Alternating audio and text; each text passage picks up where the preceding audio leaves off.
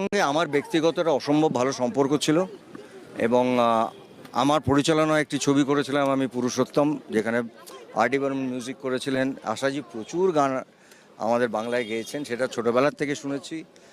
আমি আমার মার কথা বলি, আমার মা না পাগলের মতন ভক্ত ছিল আশাজির, এবং আমার মনে হয় ওনার ভক্ত এরকম কেউ নেই। আমার মনে হয় সারা ভারতবর্ষের গানের জগতের একটা নতুন ট্রেন্ড সৃষ্টি করেছিলেন উনি। ওনার প্রতিটি গান, সেটা বাংলায় বলি হিন্দিতে বলি, সেটা এখনও আমরা গাই। এবং আশা ভোসলের গান না একটা দূর থেকে শুনলেও বোঝা যেত, ওনার একটা প্যাটার্ন ছিল। এবং আশাজির মতন একজন শিল্পী, একজন মানুষ, আমি ওনাকে ব্যক্তিগতভাবে চিনতাম, কারণ আমার ছবিতে, পরিচালনার ছবিতে উনি গান গাইতে এসেছিলেন। ওটা আমার কাছে একটা স্বপ্নের মতন, ওই স্বপ্নের দিনগুলো মনে করছি। এবং আমি মনে করি আশা ভোসলের যা গান আছে আর সব ভাষায়, সেটা আজীবন থেকে যাবে।